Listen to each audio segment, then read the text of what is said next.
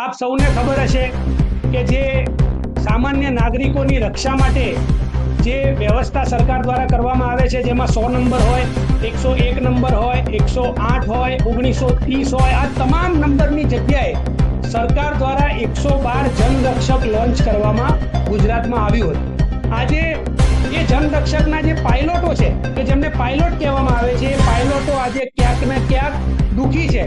આજે આ પાયલોટોની 112ની ભરતી ફેબ્રુઆરી મહિનામાં કરવામાં આવી હતી, પરંતુ ફેબ્રુઆરીથી ડિસેમ્બર થવામાં આવ્યો ત્યારે આજની પરિસ્થિતિ એ છે કે 150 થી પણ વધારે એટલે કે 150 થી પણ વધારે પાયલોટો જે છે એમને હજી સુધી ઓર્ડર આપવામાં નથી આવ્યો.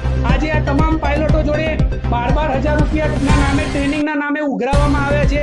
આજે આ તમામ લોકોની પરીક્ષા ભરતી પ્રક્રિયા ફેબ્રુઆરીમાં કરવામાં આવી હતી, એટલે લગભગ 10 મહિના વીતી ગયા. ત્યારે યુવાનો વિરોધી માનસિકતા કેવી રીતે ભારતીય જનતા પાર્ટી ધરાવે છે.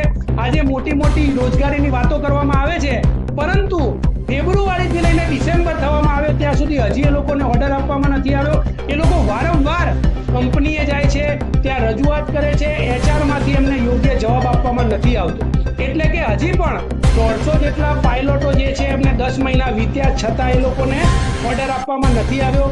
બીજો પ્રશ્ન એ છે કે તમામ જગ્યાએ સરકાર દ્વારા એ લોકોને પગાર ચૂકવણું કરવામાં આવ્યું છે, પરંતુ 112ના જે પાયલોટો છે એમની આજે 13 તારીખ થઈ છતાં એ લોકોને પગાર ચૂકવવામાં આવ્યો નથી.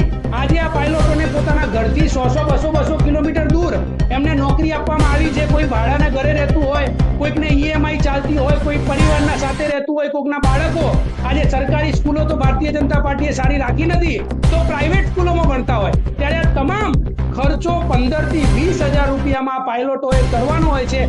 એમાં પણ 13 મહિના 13 તારીખ થઈ, તેમ છતાં 13 તારીખ સુધી આજે એ લોકોને પગાર ચૂકવવામાં આવ્યું નથી.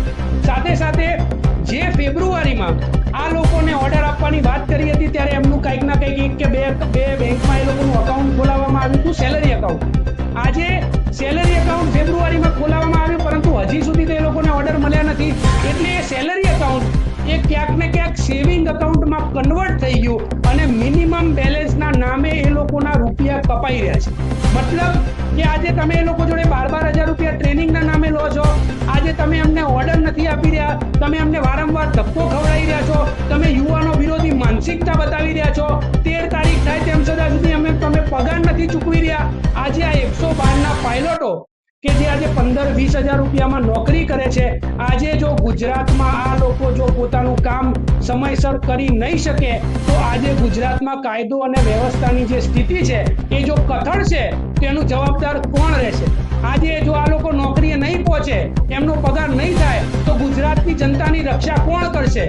આજે એ લોકોને ઓર્ડર આપવામાં નથી આવ્યા, ગાડીઓ તૈયાર છે, તેમ છતાં એ લોકોને ગાડીઓ આપવામાં નથી આવી.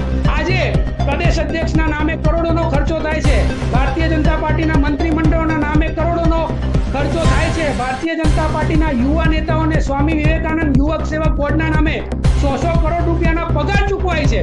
પરંતુ આજે જે લોકો તમને ટેક્સ આપે છે, જે ગુજરાતની જનતાની સેવા કરે છે, ગુજરાતની જનતા માટે સદંતર દિવસ રાત જોયા વગર કામ કરે છે, એવા 112ના પાયલોટોને 13 તારીખ સુધી પગાર ચૂકવણું કરવામાં ના આવે, 150 લોકો જેટલા લોકોને આજે ઓર્ડર આપવામાં ના આવે, ત્યારે આજે આ ખૂબ જ ગંભીર બાબત છે. આજે આ પ્રેસ કોન્ફરન્સના માધ્યમથી ગૃહમંત્રીને કહેવા માંગીએ છીએ કે આ તમામ લોકોને તાત્કાલિક ધોરણે ઓર્ડર આપવામાં આવે. ખુદ આમ આદમી પાર્ટી દ્વારા 2 વાર ત્યાં જઈને રજૂઆત કરવામાં આવી છે, તેમ છતાંય લોકો સાંભળતા નથી. ત્યાંના પાયલોટો રોજ 100 કિલોમીટર દૂર પોતાના ઘરેથી કંપનીએ જઈને રજૂઆત કરવામાં આવે છે, ત્યાંથી એમના જો તોછડાઈ પડ્યું વર્તન કરવામાં આવે છે, એમને પગાર ચૂકવણો કરવામાં નથી આવ્યો. ત્યારે આ તમામ મુદ્દાએ ગૃહમંત્રી સુપર CM હર્ષ સંઘવીએ ધ્યાને લઈને આના ઉપર તાત્કાલિક ધોરણે કાર્યવાહી થાય એવી આજે આમ આદમી પાર્ટી માંગ છે.